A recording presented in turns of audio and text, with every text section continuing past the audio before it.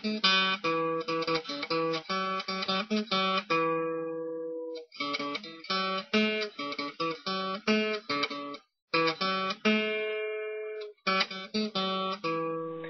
welcome to Meadows Hobby Farm. I'm your host, Jerry Hansen. Today's video, I'm going to show you how I built my foundation under my house. It's actually a cement block skirting for a manufactured home. That's how it's coded with the county. First of all, I dug out the trenches, took 2x6 20-foot long beams that I used for my raised bed gardens, wrapped them in black visqueen so I could preserve them. They'll break loose easy from the cement, and I can reuse them in the garden. And I use those for my forms. I laid rebar in the foundation forms to reinforce it according to code. And then I collected cement blocks. I collected 30 bags of mortar, and now it's time to get busy.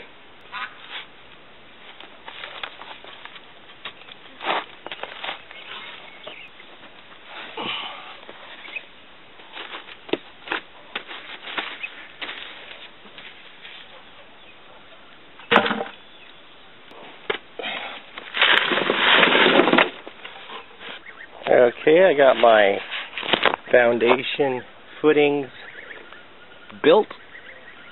Got them all set in. This is 1 foot wide, 6 inches deep, and then the rebar is spaced accordingly.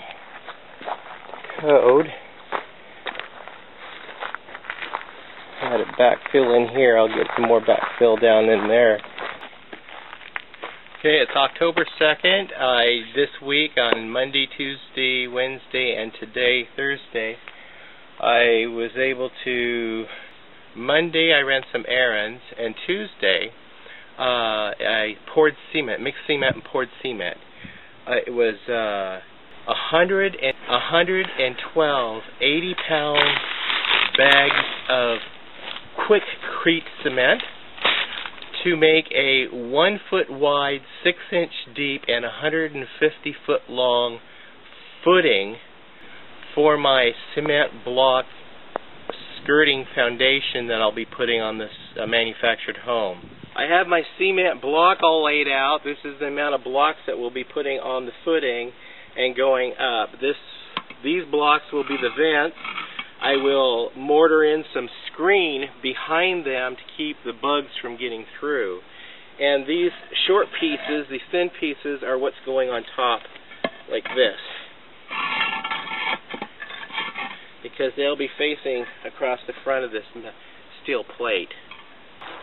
The tools you'll need will be a level, a trowel, a trim tool for the spacing between the cement blocks as you apply the mortar and clean them up and make nice even grooves after a while, a good pair of knee pads, you're going to spend a lot of time on your knees, and a good pair of gloves to protect your hands from the mortar. You'll need some string, a tape measure, a marking pen.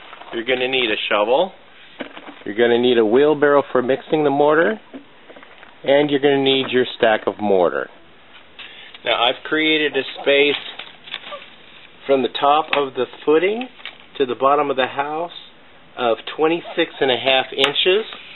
The reason for 26.5 inches is you're going to accommodate approximately 1.5 to 2 inches of your shims, which go against the house, your sill plate, which the shims rest on and rest on top of the cement blocks, and 3 layers of cement blocks that are 8 inches wide, 8 inches high, 16 inches wide.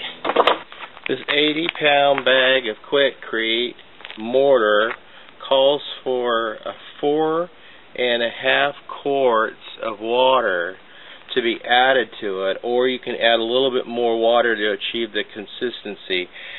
So this gallon jug, clear up to the rim, holds 4.25 quarts, so I need 4.5 quarts. So this gives me a general idea how much I need to add.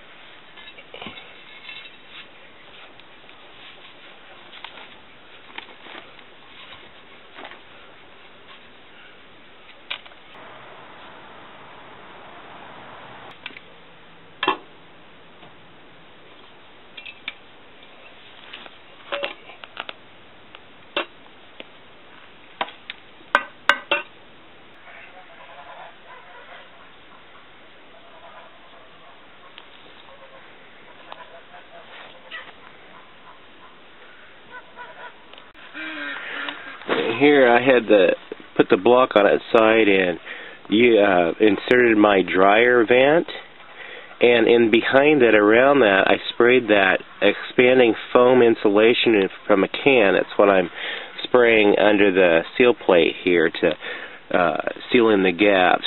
This is a access hole to reach in and get to my water shutoff, which is back there. And then that's an access port for the line set for the heat pump that has to be hooked up yet. And then there's the gas line. You'll notice I've put in an anchoring strap here every 4 feet, and then we poured cement in there. We used a short piece of plastic gutter to shove under there and then put it in an angle and slide the cement. It was able to pour right down into the hole. So these are all backfilled every 4 feet. It's screwed down and strapped every 4 feet, all the way around the house, the front and back. And here is another access port for some special drains I have installed. This is I'll be fabricating a cover plate over the top of that, but this is I don't know if you can see that there. Those are shut-off valves for my water drains for hot and cold water lines in the house.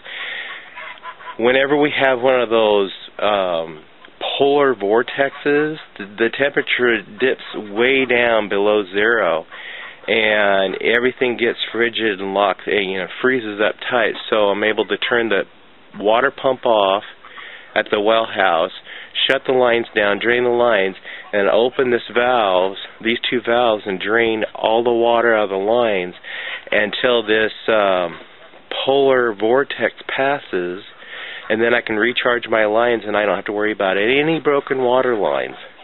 Last year it was a bitch.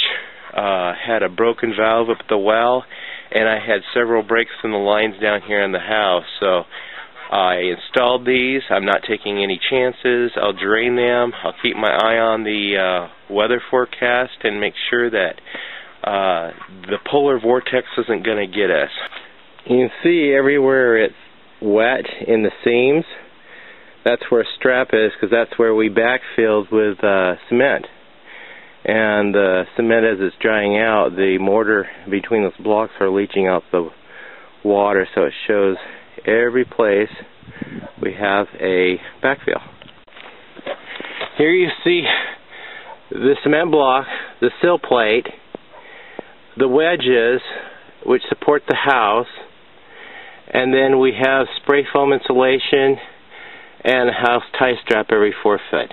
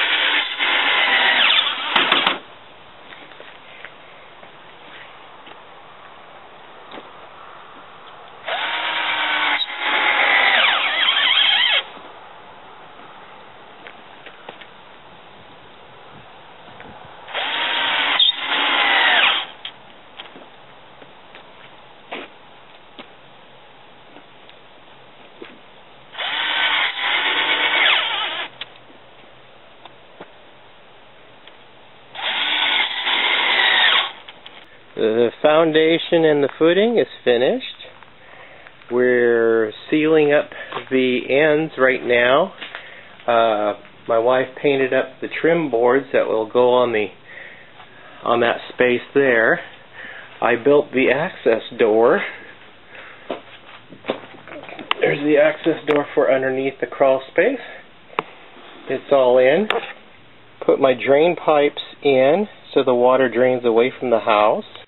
The foundation is finished and we're starting construction on the deck. Thank you for joining me on this great adventure of building a foundation. I've got to confess, this is the first time I've ever built any cement foundation like this. I had to go on YouTube and consult on how to work with Sac-Crete concrete, the mortar, how to lay cement blocks the correct way, all the tools I need. YouTube is a wonderful medium to learn what you don't know. So hopefully you learn something and this motivates you or inspires you to go out and try any adventure. If you don't know if you don't know how to do anything, try YouTube first. I'm your host, Jerry Hansen. Thank you for joining me.